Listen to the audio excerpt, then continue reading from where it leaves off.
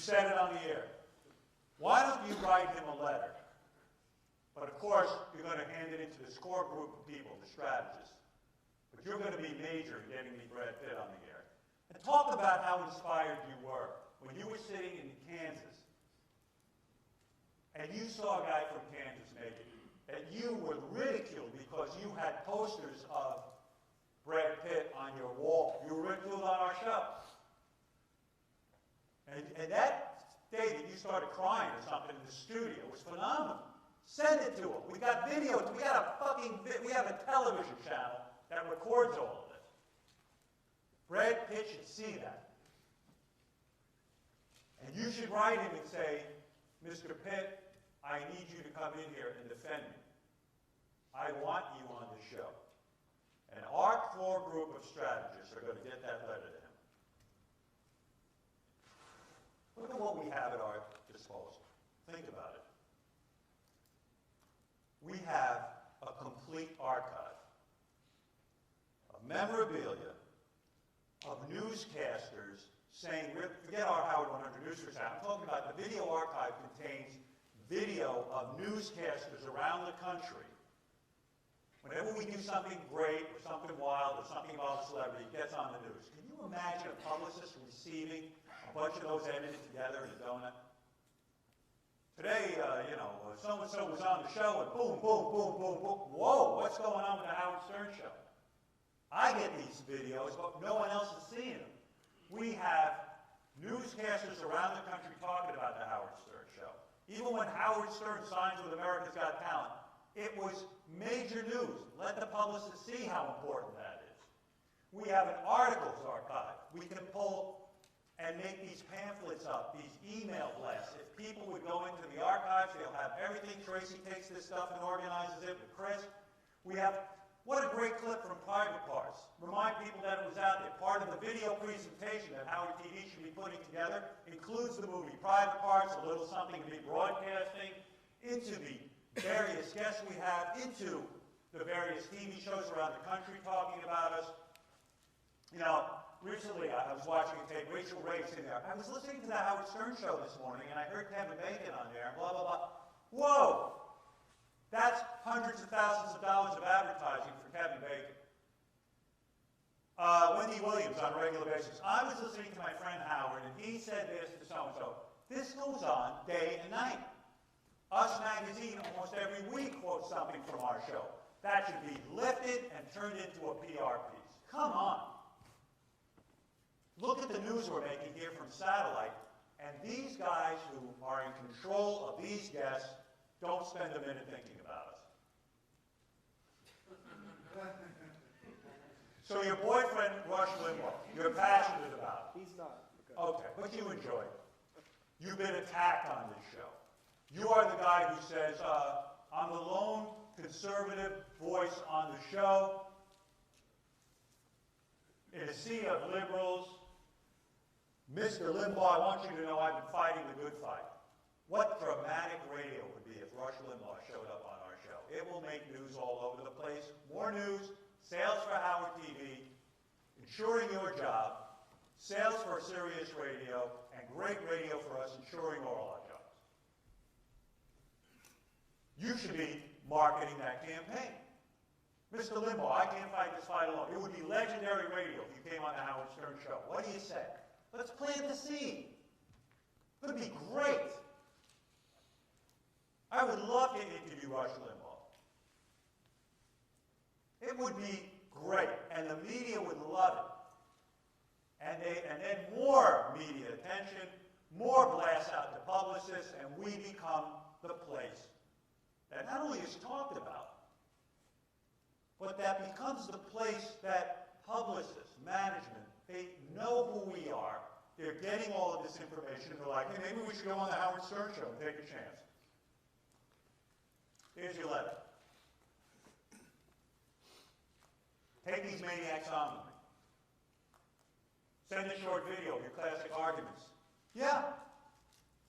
I love when you get on and you argue passionately. Why shouldn't Rush Limbaugh see that? Go, hey, you know what? This might be kind of fun. I'm gonna walk in here. There's my angle. I'm going to come in and defend Scott DePace after all these years. What great radio. you got a job. Howard TV is going to be around. Because I don't give a fuck what anyone says. If people start hearing that Rush Limbaugh was on there, they'll want to see it.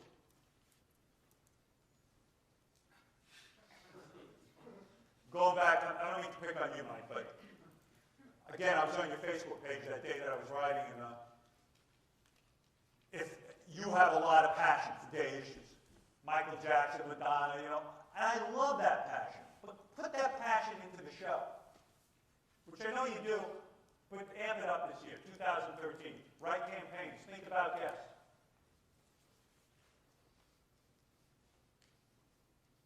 Every one of us.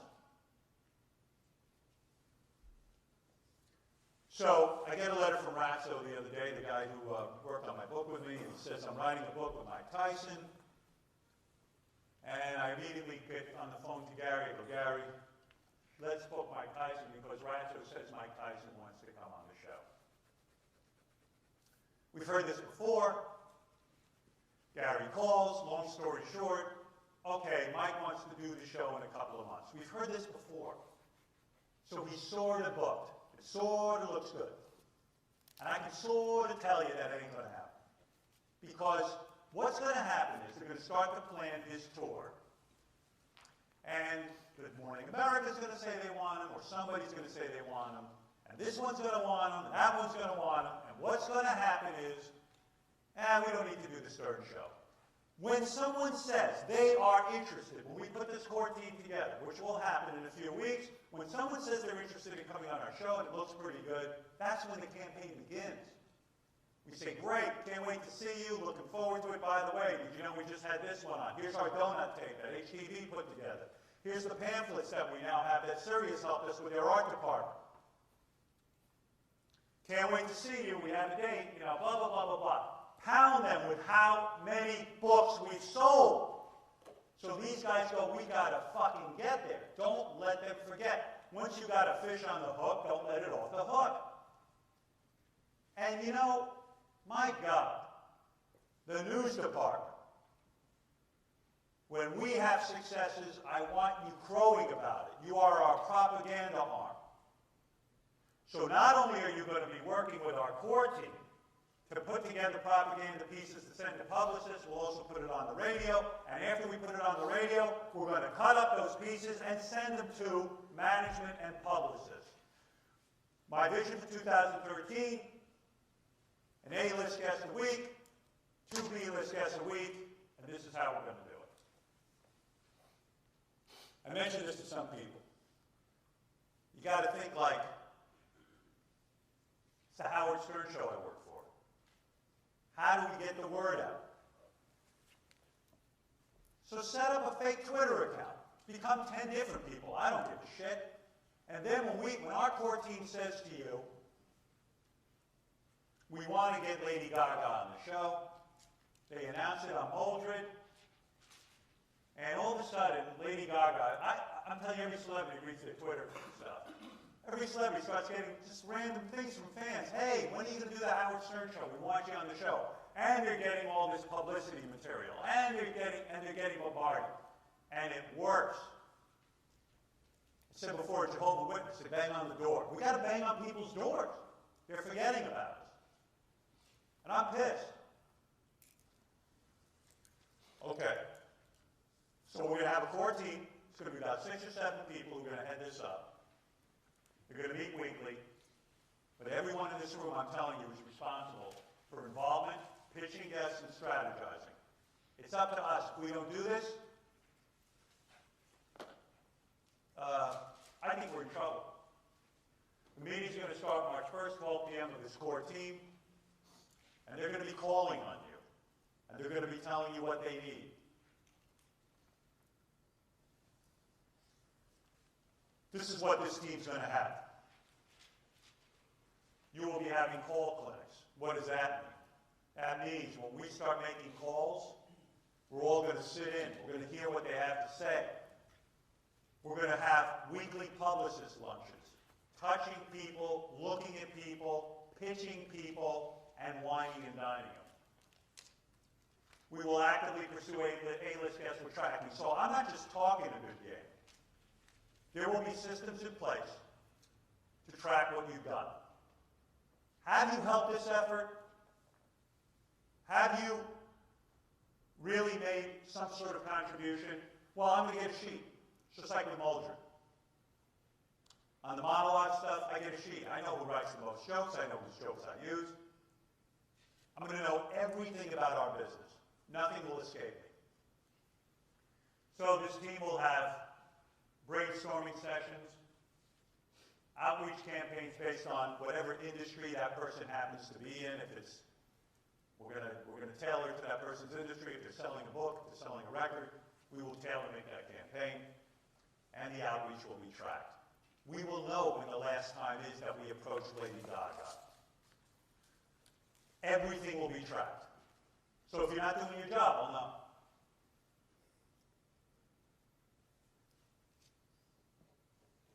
So this is what the chart's going to look like. Who do we want? How do we pitch them? When did we pitch them? And when are we going to touch them again? So this core team that I put together will track that way. I want Tom Cruise. When's the last time you pitched him? When did we touch base with his management?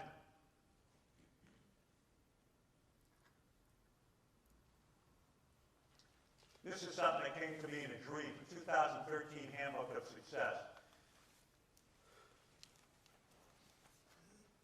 We're going to write down every bit of success we have. So if a publicist calls our core team, and someone isn't quite sure what the pitch is, you're going to open the handbook and say, hey, by the way, did you know we did this, we accomplished that, we accomplished this, we accomplished that, we did this, we did that. We're going to fucking give them all an avalanche of stuff that we're doing. I wrote down, Steve Brandani, you're now in charge of this. For some reason I saw you as maybe being useful there. I'm not 100% sure of that, but I'm starting to think about what components of our show, who goes where, and what teams.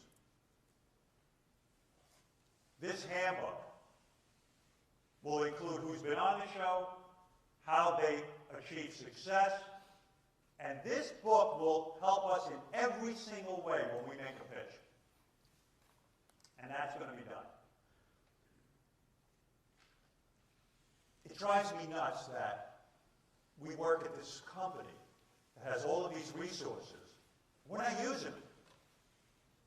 They've got a booking department, they've got an art department, they've got a promotions department. We got to engage with them. We got to be able to say to an artist, we're not only going to put you on here, but maybe we'll get you a concert. Things between Sirius has treated us in a very odd way, but we're gonna fix that. You know, I've heard Scott Greenstein say, "Oh, why would we put them on your show? Like we're the enemy." Right, Gary? There was some comment made. I forget who the artist was. Why would we put them on your show? Well, what are you fucking high? You put them on our show because we're the only channel anyone's listening to. So we're going to begin using their booking department. We're going to use their art department for sure. All right.